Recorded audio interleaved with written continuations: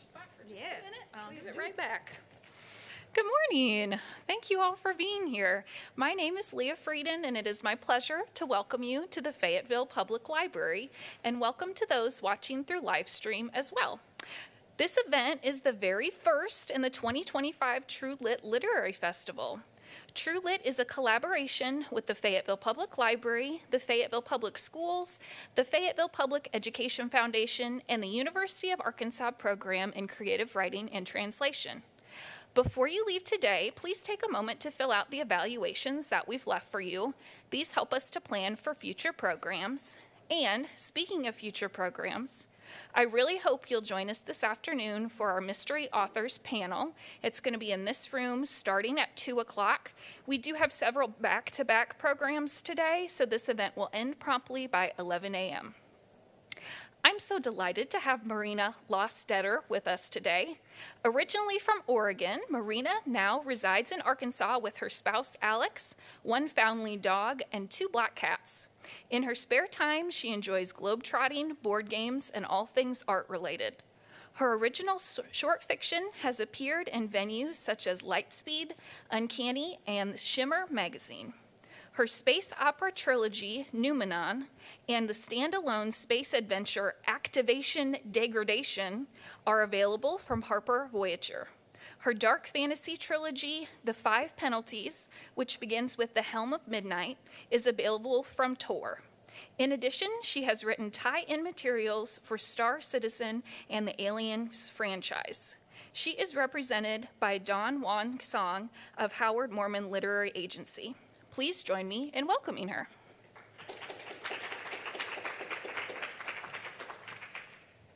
Good morning, everybody. Can everybody hear me? Just double checking. All right, great. I'm so used to introducing myself, but that was a great introduction. Thank you. All right, today we're going to learn about querying a novel. This is 101, so the basics. So if you're somewhat familiar, some of this might be repeat, but also we're going to analyze a few queries to see what parts worked, what's important in a query, and what length it should be. All right, so this workshop, we're going to do what is querying, what is a novel query letter, how do you write a query letter, what do you send, who do you send query letters to, who shouldn't you send a query letter to, how do you submit your query to agents, and how should you follow up on submissions. So these are the things we're not going to cover in the workshop, though. Nonfiction, I am a fiction author. Nonfiction is its whole separate kettle of fish. Our focus is going to be on the query, not your manuscript or your concept. So I'm not going to critique anything, or we're not going to break anything down. You're probably not going to leave being a query expert, and that's totally fine. Again, this is supposed to be 101. It's the basics. If this is information that's brand new to you, you probably don't want to start querying tomorrow. This is your starting, leaping off point. And in your handouts, you'll find lots of great resources for other places you can learn how to query and write a successful query letter. I'm not going to be introducing you to my agent or editor or other writing professionals today. Don't think anybody needs this note, but just in case, you would be surprised how many people you meet on the street who are like, oh, you write novels? Can I talk to your agent? And you're like, no, hi, sorry. That's not going to be happening today, but I think we're all okay with that page. All right, so what is a query and who is it for? So querying a novel is the process by which you submit portions of a finished manuscript and supplementary materials, which we'll get to, primarily to agents, sometimes to publishers, but most of the time it's 100% to agents.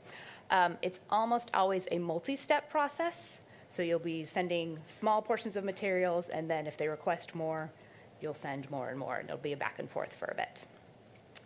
So why do you want and or need an agent? So they have interesting contacts that you don't. Unless you are family members with an editor, you probably don't know any editors in London or New York. They have contract negotiation experience, which can pay for itself, really. You can get a larger advance than you can get yourself. And a very editorial agent might be able to strengthen your manuscript and increase the chance that it sells. And then the question, can't I just send my manuscript straight to publishing houses? Sometimes, yes. Once in a while, they have open submissions periods. But in most cases, they do not accept unagented submissions. Okay, what is a query letter? It's, first and foremost, a business letter. It is their first impression of you. It is the query letter that you send in your email these days most often. Sometimes somebody might still want a hard copy of a query letter. Its number one purpose is to entice the agent to read more materials. It will showcase your professionalism, your novel's voice, your novel's genre, your novel's hook and inciting incident, your novel's main character, and perhaps your specific expertise that might be related to your novel. So if you want to look at the handouts that I gave you, the very last page has this breakdown. So these are the parts of a query letter. I have used portions of A Bad Day for Sorry by Sophie Littlefield, which we will read in full, just to fill in the body here. So a query letter's ideal total length is 250 words. And this is because when you open an email on a regular computer screen, that's about how many you see. What you want is for it to fit on one page when it's printed out, and ideally on your screen when it's open, so that you are creating the least amount of friction for somebody to read it as possible. They don't even have to scroll. It's all right there. So usually the maximum total length you want to go for is something more like 400 words. You might be able to fit 500 words on a page, but you're really getting pretty wordy at that point. So a query letter consists of salutation, which is dear. Usually I like to use the agent's full name, because then you are not in the strange land of I don't know this person's pronouns. Usually a first name only is a little too informal for this situation, but some people do put it on there. And then you have your introduction, which might contain your novel specifics. Usually the body of the query is about your novel in terms of the creativity of it. You're telling the story there. The introduction with novel specifics might actually go after that. Some people just prefer one way or the other. There's really no right way to do it. The main body, like I said, is where you're telling your story. This is the exciting part. This is where I'm trying to entice you. And then your expertise and important info might be you have more experience writing. You've been published other places. Or maybe you're writing a novel about traveling in Italy, and you're like, I actually lived in Italy for 10 years. That would be important for them to know. And then you'll have a closing. And again, the closing might actually contain the introduction/novel specifics, which is usually the word count. We speak in word count in the publishing industry, not page count, because page count changes. The number of words stays the same. Page count is all about formatting, so always use word count, not page count, when you're speaking to publishing professionals. And then you'll do a, usual sincerely, your name, closing, and then you want to make sure that your contact info is also there in the query letter, so however you want them to get a hold of you. It doesn't have to be your full address. It could be a phone number, it could just be an email. You might just have a website there, but you want to make sure that besides whatever format you're sending the query in, there's also another way for them to contact you, just in case. All right, so the main body of the query is the most difficult part, because this is where the business letter meets the creativity, and you really got to make it hooky and enticing. So usually, and this isn't the only way you can write a query letter. There are lots of ways to do it. But this is a very good structure for making sure you get important information into your query letter. So the three main questions you want to answer in it is, who is your protagonist? Who's your main character? What do they want? And what's stopping them from getting it? So really what they want to know is, what are the stakes? And what is the inciting incident? So where does the story really start? So when you're thinking about writing, not every day is an inciting incident. You wake up, that's not an inciting incident. An inciting incident is like when everything changes. When does this story really start going? It didn't start back when they were 6. It didn't start when they were 18. It's starting today when they're 34. Why? And then you want to remember to highlight important aspects of your genre. Use a voice similar to your manuscript, and don't give away the whole story. You cannot retell your entire novel in 250 words, and you don't need to. Don't worry about it.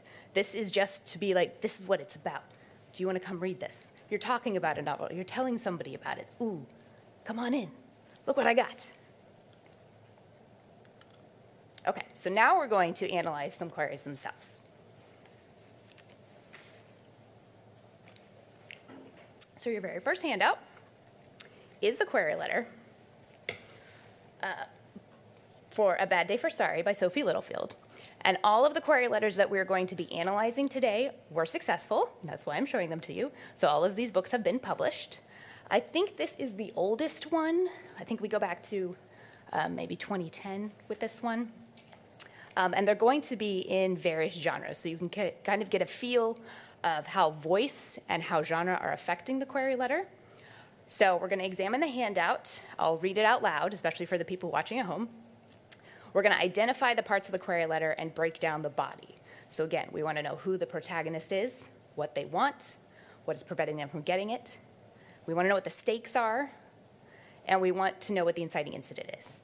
So as I'm reading it, if you have a pen and you want to mark it on your own to help you look at it later and be like, oh yes, I see these points, feel free to do so. And I will break down for you on the next page. All right. So this is A Bad Day for Sorry by Sophie Littlefield. The genre is adult crime. And the letter length is 222 words. I am seeking representation for my 75,000-word thriller, A Bad Day for Sorry.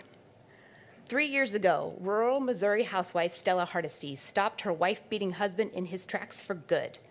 After being acquitted of his murder, Stella launched a career helping other abused women put an end to their problems. When Stella's on the job, abusive husbands and boyfriends disappear, sometimes to the far side of town, and sometimes forever. When young mother Chrissy Shaw asks Stella for help with her no-good husband, it seems like a straightforward case, until Roy Dean Shaw disappears with Chrissy's 2-year-old son from a previous relationship. Now Stella and Chrissy must battle 2-bit crooks and deadly Kansas City mafia to get the boy back, all while staying one step ahead of the law.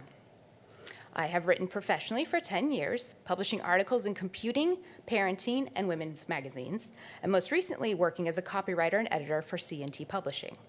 My short story, Anything for You, was a runner-up for Crime Writers Association 2007 Fish Knife Award.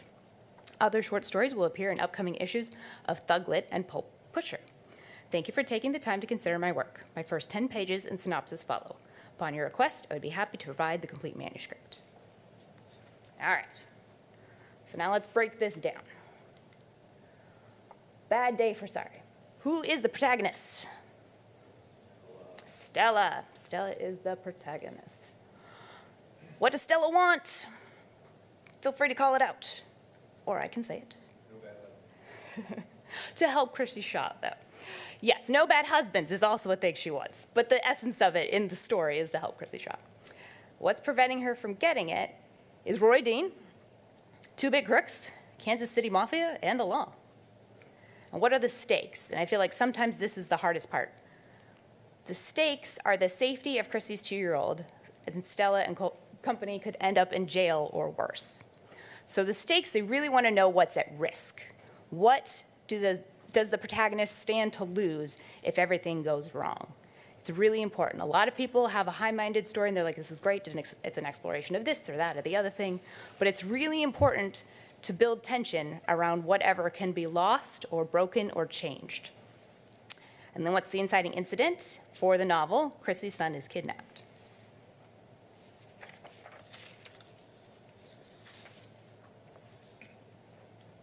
All right, our query letter example number 2 is The Poppy War by R.F. Kuang. This is adult fantasy. So we're going to examine the Poppy War handout, and I will read the letter. Again, we're going to identify the same parts in the body. Who is the protagonist? What do they want? What is preventing them from getting it? What are the stakes? And what is the inciting incident? How about a female Asian protagonist kicking ass in the world where shamans summon gods by dropping acid? I am seeking representation for Spear's Vengeance, a completed fantasy novel of 137,000 words.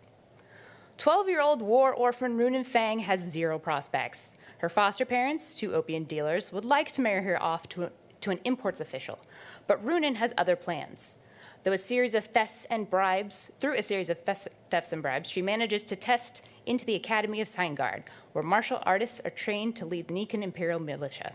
There, Runan discovers an aptitude for shamanism, the ancient art of calling upon the gods in battle through ingesting psychedelics. Read, get high, breathe fire. But as Runen grows from clueless orphan to a formidable martial artist, her country readies itself for war. When the Federation of Mugen invades her motherland Nikan, Runen is thrust into the heart of a conflict that has spanned generations. As her shamanic powers grow, she will be forced to make a choice between saving her people and retaining her humanity. My background: I study international relations theory and modern Chinese history. To study these things is to study suffering. I have long asked myself how the world could have looked away when millions of Chinese perished under horrific conditions of warfare and famine. I have asked how Japan could to this day refuse to acknowledge the Nanjing massacre, the rapes of tens of thousands of women, and the grotesque experiments conducted by Unit 731. Most of all, I have asked how Mao, the same man revered by millions as a god of liberation, could have become a genocidal dictator in the span of a decade. This novel is my attempt to answer those questions. It is a fantasy novel, but it's also a study in collective trauma, genocide denial, military strategy, and the psychology of dictators. I read that you're looking for military SF, and this might be right up your alley. Also, because it's about shamans, this book deals extensively with psychotropic drug use. Researching this was fun. I really appreciate your time and consideration and look forward to your response. All right, this is one of the longer letters. I have an example, and it's still only 363 words. All right, so let's break this one down. The Poppy War. Who is the protagonist? That would be Runen Fang. What did they want? Not to get married and to join the imperial militia. What's preventing them from getting it? Her foster parents. Oh, and what are the stakes? Her people's safety and the loss of her own humanity. And what's the inciting incident? The prospect of a forced marriage, or the Mugen invasion. Really, this is a very complicated query, and part of it is because epic fantasy novels tend to be very complicated. They're some of the harder things too, I'm also a fantasy writer, they're very hard to distill down when there are lots of aspects to them. And we'll talk a little bit later about when you have a strangely formatted novel or something with multiple point of views, multiple protagonists, how do you query something like that? We'll talk about that. Next query letter example. This is the most recent query letter that's been successful. The Eyes Are the Best Part was just published this year.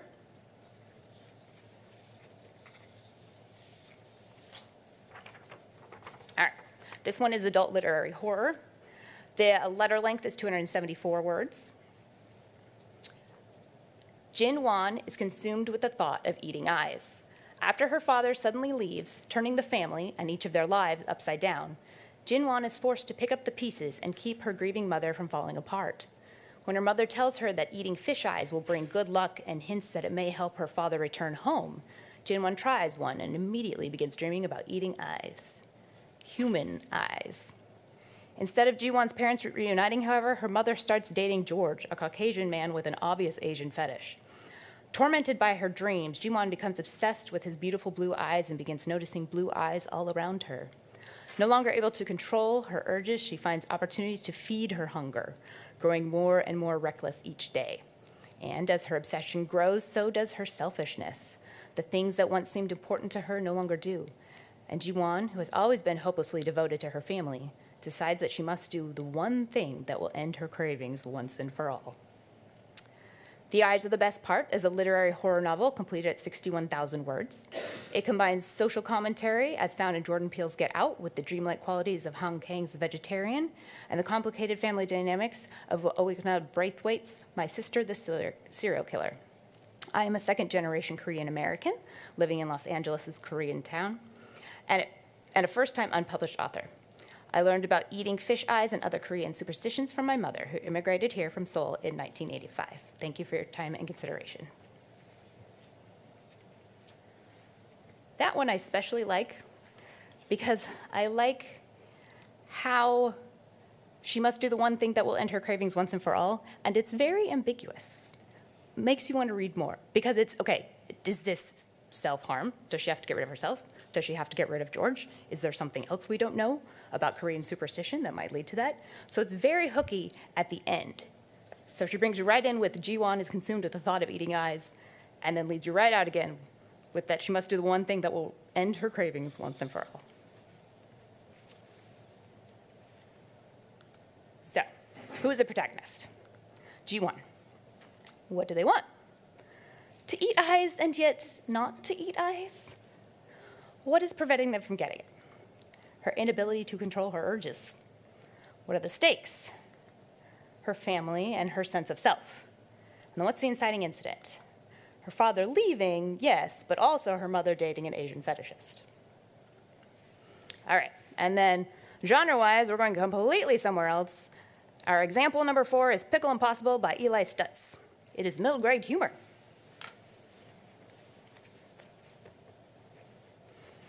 All right. A boy with a hidden power and the girl who was sent to stop him have 24 hours to win a pickle contest. 12-year-old Pierre Labouche is a cornichon. That's French for pickle, but it also means good for nothing. A middle child who gets straight C's, he's never been number 1 at anything.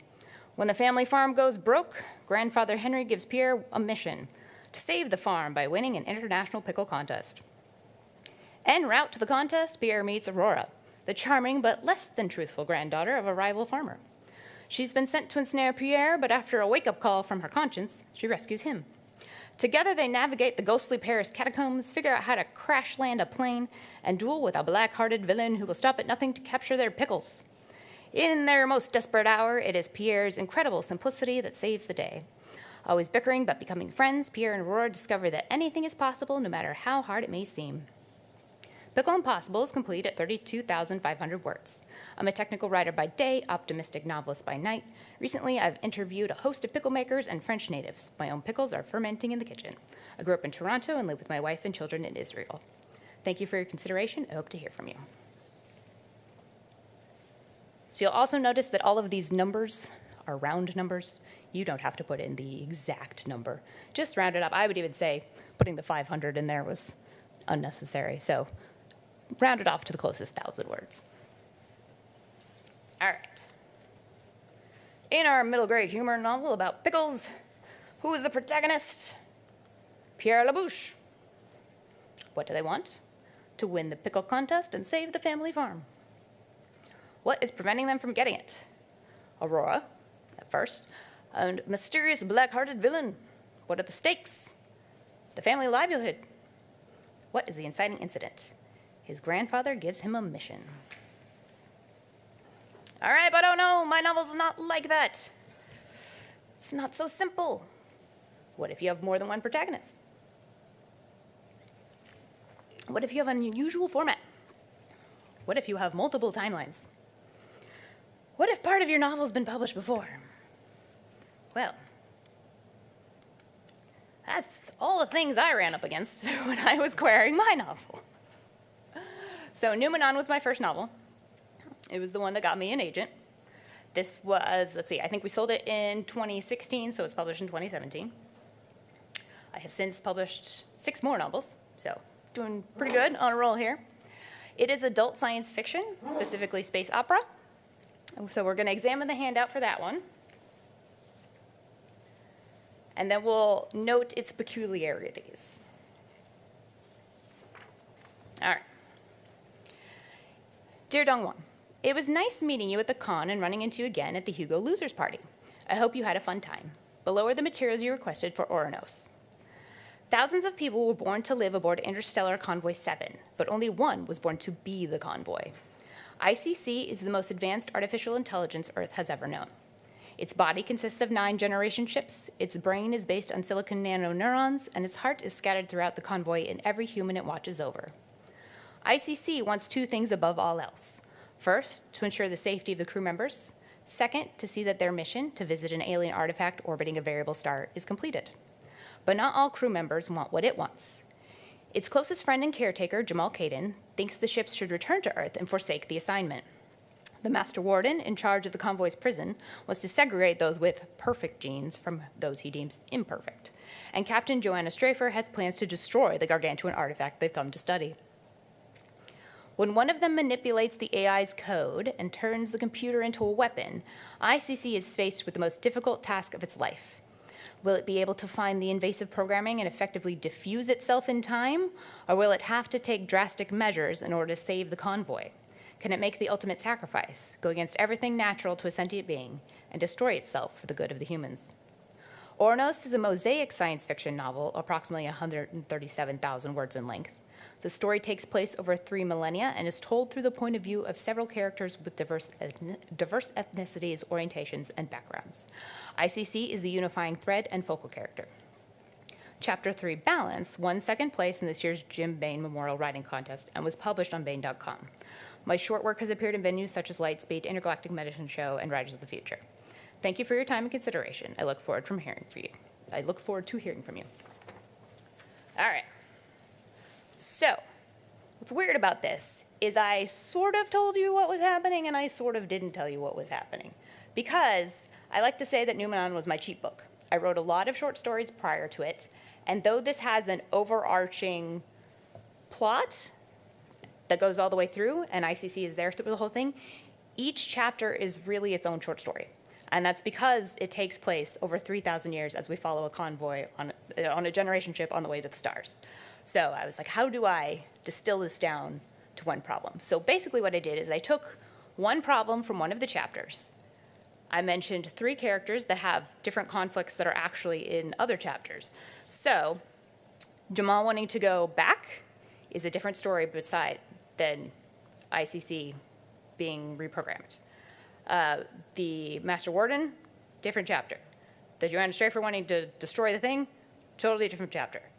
These all take place, I think even the first 2 are several hundred years apart, and the last one is towards the end, 1,000 years apart. But ICC is the main focal character. These are really things that happen in the novel, but I had to compress them somehow. So your query doesn't have to be 100% accurate to whatever your novel is. You're trying to distill down its essence.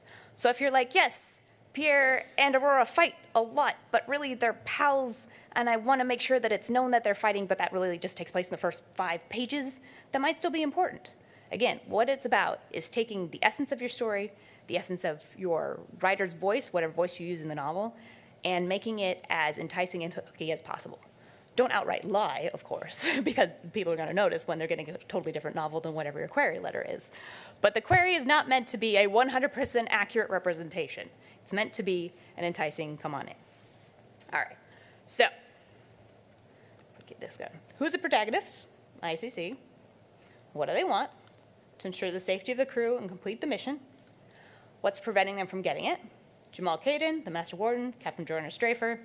There's lots of more characters who also are preventing it, on and on and on in the novel. But these are the ones I mentioned at the query.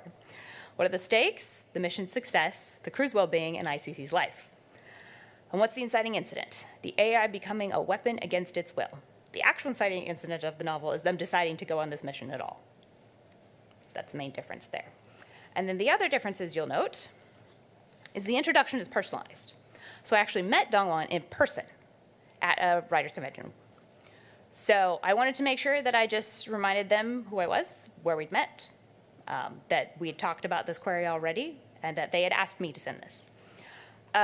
I did indicate that parts of the novel were previously published, because, again, they were. Because it's written in a short story format, I entered one chapter in a short story contest, and it happened to win. I mentioned the structure because I wanted to make sure that when they did get into the pages and started reading them, they could see that, oh, okay, this is why it was called a mosaic novel. Usually that's what you call something that's pieced together this way. Hyperion is another good example of a mosaic novel. It indicates that it does have many points of view, and which does suggest that there are many protagonists. And then the query, as I mentioned, mixes conflicts and inciting incidents throughout the novel from different timelines. So this, I went through a lot of iterations of this. So if you have to go through a ton of iterations to get your query right, don't worry about it. All right, so now you've got the basics that you can try, but let's go talk about what else is in a submission packet. So these are the basics of the letter. The letter's going to be the first thing they're going to see. It's what's going to get them to look at the rest of the things that are included in a query submissions packet.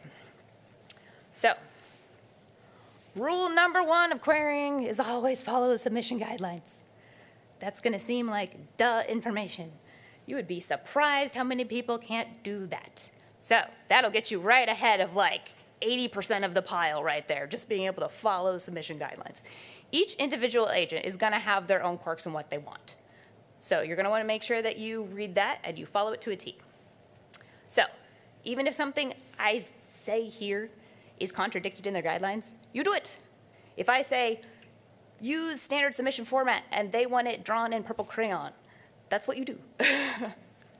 So each agent will have their own specific wants and needs.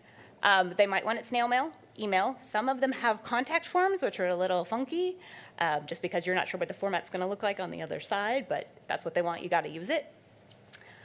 They might ask you for a specific subject line.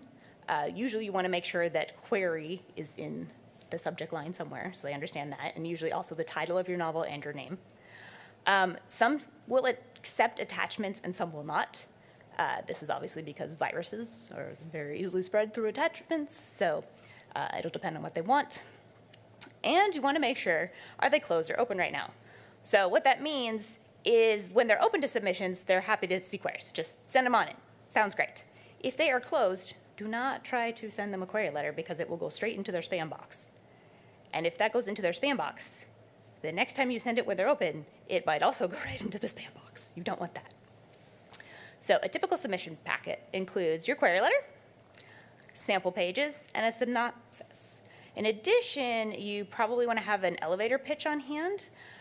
So if you meet an agent in person like I did with Dong Won, and they say, hey, tell me what your novel's about, you start off with your elevator pitch. An elevator pitch is called that because it's literally if you're trapped in an elevator with somebody for an elevator ride, and they say, tell me about your novel, you want to be able to do it for the whole length it takes to go up 2 floors.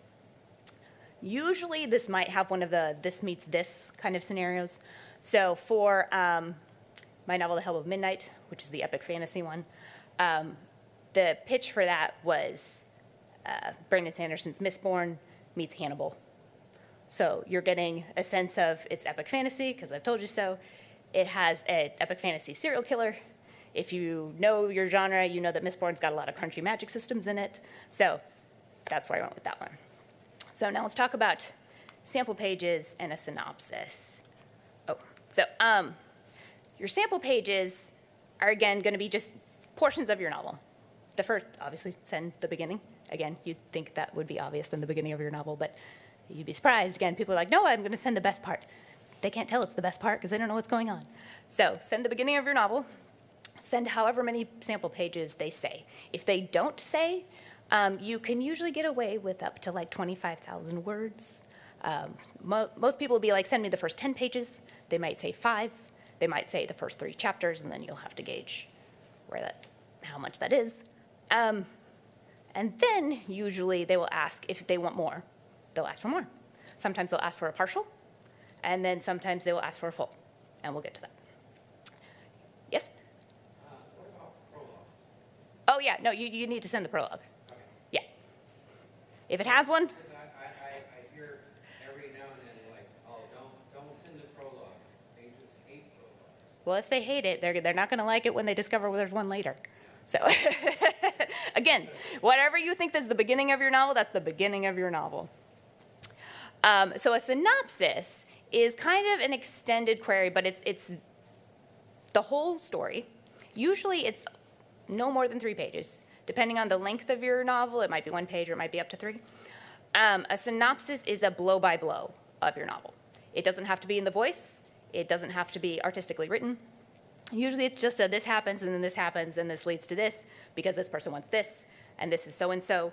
I encourage you to look up the proper formatting for a synopsis. But what they're really looking at is that you know how to write a whole story, so that it's not just a series of unrelated events, that it does in fact have an arc, and that the characters do go through change. They want to make sure, I put at some point, they want to make sure that book is book.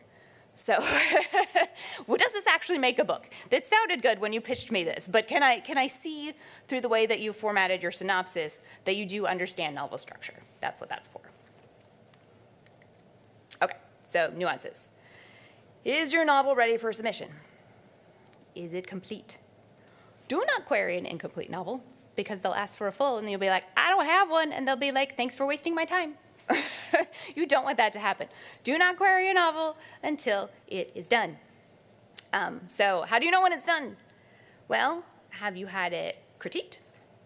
Critique is always great. I still get critiques. Again, I'm on my 7th I just had my 7th published novel come out. I have a critique group. They are great. Have you copy edited it? You don't have to get a professional copy edit, but make sure that it is as clean as you can get it. And do you know what your comp titles are? So comp titles are comparison titles, meaning who is going to read this? So you want to be like, okay, so I gave you one in my this meets this, right? So I'm saying that fans of Brandon Sanderson might enjoy this. So a comp title gives you similar reading groups.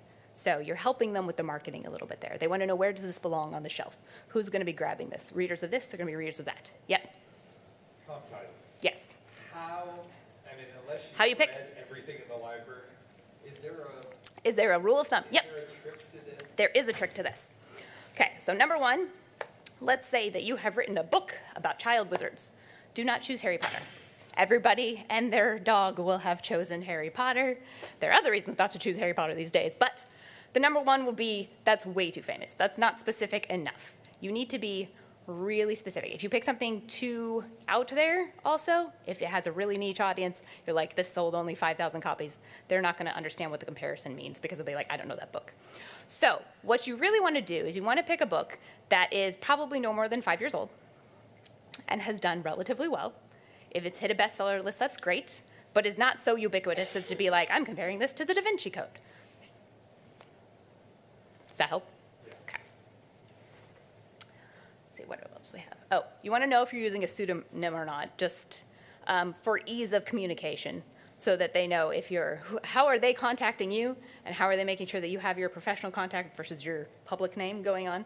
That's not necessarily a you must at this point, but it's helpful. Know your genre. Know how manuscripts are formatted in your genre.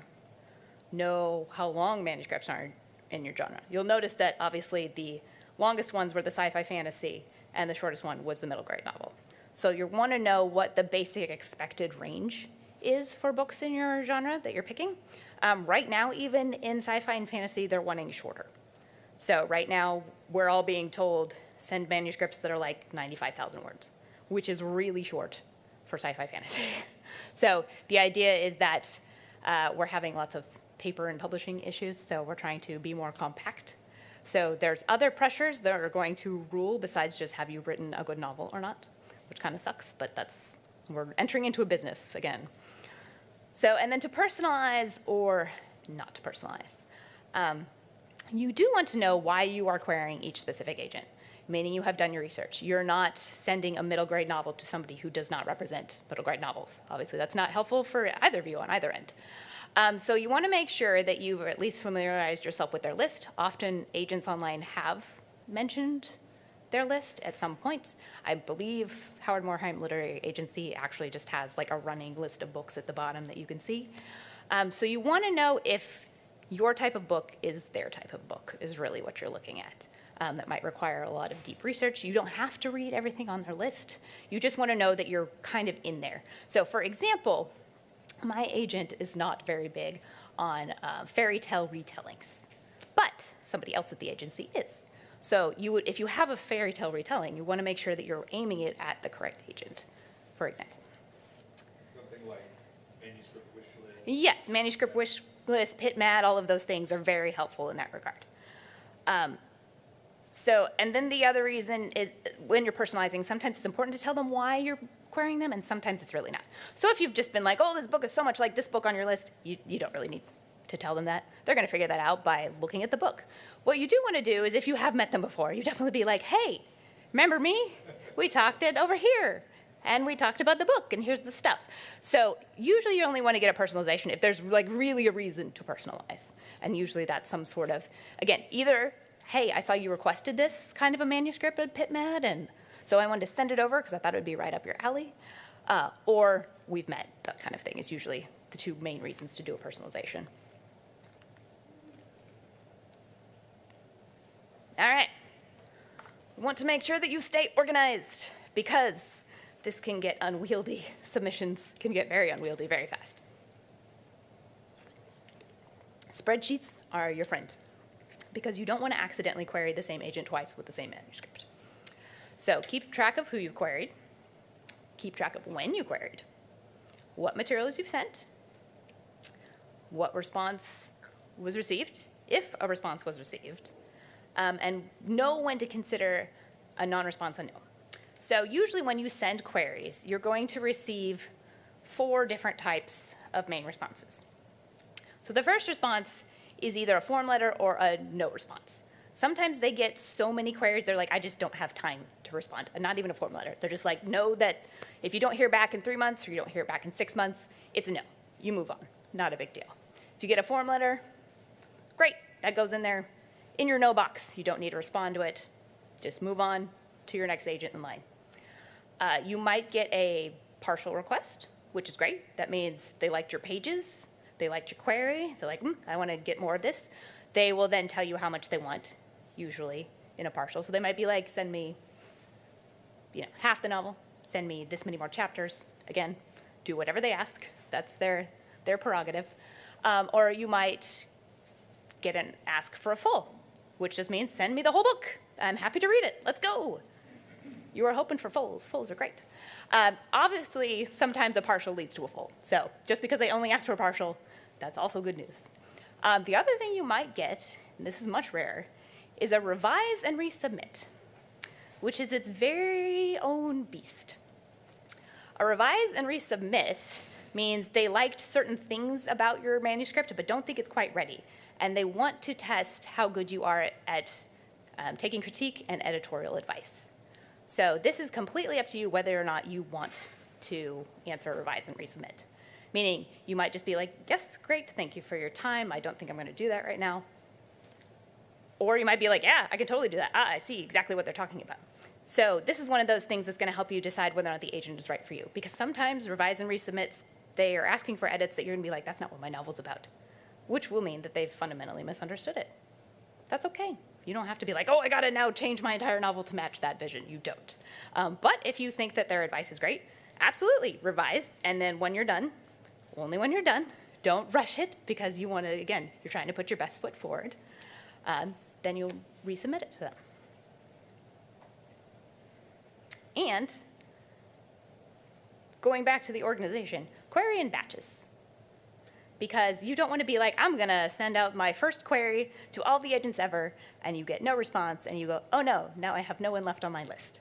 Because sometimes the response you get will give you feedback on your query itself.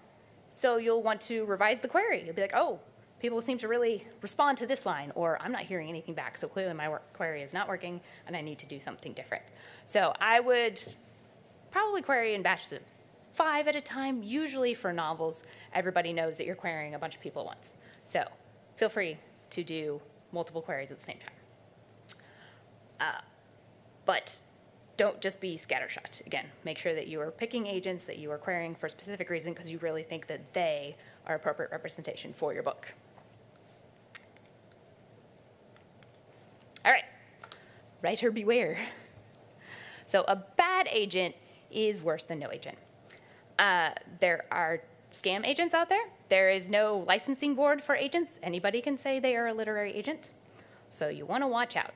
And there are some very specific red flags that you can look out for. So you want to do your due diligence. So you want to see what they've represented before. That's a pretty easy one. You can see where they've sold to. You can see when the books have come out. You can see whether or not they have a list of submissions that are going to publishing houses that you really can't publish with on your own, or if they're small places that accept unagented submissions. If they're charging you money, that's another big red flag. We have a saying that money flows towards the author. So an agent is only going to get paid when you get paid. They take commissions. So usually the typical commission is 15 to 20%. 25 might be a standard in some really high-end agencies. If they go higher, you should start asking questions. Agents have the right to sell your book, but they should never own any rights to your book. It's a very big difference. So if you're looking into getting published, I would also do some basic copyright law research, just so you understand you should never be signing your copyright over to anyone. The whole idea, even with a publisher, is you're not giving them the book. You are licensing the book to them. So they have a right to publish it for a certain amount of time or a certain amount of, it'll depend on your contract, could be a certain amount of copies, depending. Do not submit to agents who have reading fees, again, or other upfront fees. If they don't appear to have a sale record at all, or an agency where you can't find any sale records, that's another big red flag. The only caveat I'll have for this is that if they don't have a sales record, that could be because they're new. So if they are at an agency that is a reputable agency and they don't have any sales yet, that could just be because they've just been promoted. Or my agent, for example, was an editor at Orbit and then became an agent. So when I met them, they didn't have any sales yet because they had just become an agent. What else we got? Following up. So when not to write an agent, we talked about this. If you get no response or you get a form response, don't despair. It's totally fine. No need to follow up on those. Don't reply to rejections, and don't query an agent about the same project twice, again, unless they've asked you to, usually in some sort of revise or resubmit situation. They've already said no. Just because you've rewritten it doesn't mean it's going to be their cup of tea this time. If they pass, they pass. Usually that means you're free to query somebody else at their agency, but that agent is a firm no at that point. So when you want to actually respond to an agent is if they ask for more materials usually. So if they ask for a partial, if they ask for a full, if they ask for a phone calls are great because everybody in the writing industry hates phone calls. If they want a phone call, that usually means they want to represent you. So phone call asks are great. You can occasionally nudge on requested materials. So sometimes an agency will be like, oh yeah, I'm going to request a partial, and you can nudge me at 6 weeks, or you can nudge me at 6 months. Again, it'll depend on what the individual agent says, but what you want to make sure is that it didn't get lost in the ether. You know, emails go astray, not a big deal. If you're like, hey, remember, you asked for these things and I sent it on such and such a date. They're like, oh, yeah, okay, I'll get to it. It kind of just reminds them that you were there and they asked for some things and hello, I'm still here waiting.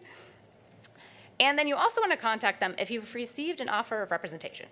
So not anybody who who's given you a flat-out rejection, but if you have materials still out with agents and somebody has offered you representation, you want to you want to email them immediately or use their contact form and let them know that you have an offer of representation. This usually will lead to one of two results. Either they'll be like, great, I'm going to still read this. Please give me 2 weeks before you decide. Or they might just be like, okay, that's fine. Pass, move on.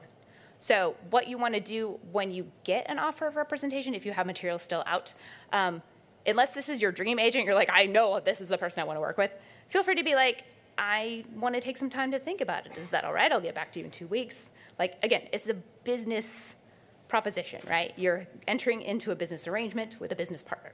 So you want to make sure that you guys are a good fit. Just because it's the first one that comes along, I mean, not everybody marries the first person they date, right? So it's the same kind of a situation. Any additional questions? Kind of flew right through that. Actually, we're 10:48. That's perfect. Perfect timing. Yes? If you write in multiple genres, do you need multiple agents? You might. Let me see. I'm going to walk over here. Is it still on? Yes? No? Yes. Okay. So you might. It depends. Sometimes you'll get lucky and your agent will already represent multiple things. So my agent does primarily adult sci-fi and fantasy, but also does middle grade. And horror. But usually an agent will be very upfront with you and be like, I don't represent that genre, so feel free to find another one. So it just kind of depends on the agent and what they individually do. But yes, I don't think I've ever heard of a situation where an agent was like, no, you're not allowed to query this other thing, even though I already represent you. So, any other questions? Yeah. I just kind of wanted to know, did you make a lot of mistakes with the ones that you mentioned? Did you do a lot of stuff where you messed up at first with it? Oh, did I mess up? Oh, yeah, I totally messed up at first. Numenon was not my first novel I queried. I queried a middle grade novel that was not ready to see the light of day. I think I got one partial request, which was very kind. But a lot of writing is not a straight path to, I did the thing, I queried the thing, I published the thing.